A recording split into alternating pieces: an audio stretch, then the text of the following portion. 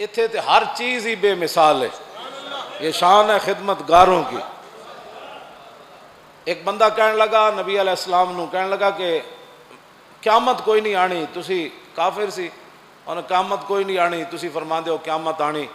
ते अबू ज़र गिफारी ये नाल सन, अर्ज की हुजूर अगर इजाजत होवे तो मैं इनू हाथ होते क्यामत कायम होंदी ना विखा दें।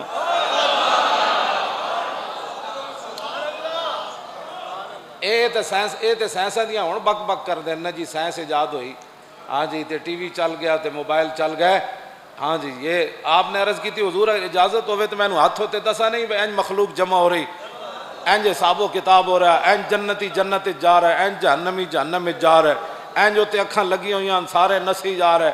ऐ हुजूर तुसी हौज़े कौसर ते पानी पिला रहे हो, ऐ हुजूर तुसी पुल सिरात होते खड़े हो, ऐ हुजूर तुसी मीज़ान होते खड़े हो, ऐ हुजूर तुसी रब्बे सल्लम फरमा रहे हो। तो आपने फरमाया अबू ज़र ये बातें नहीं करते, खामोश हो जाए।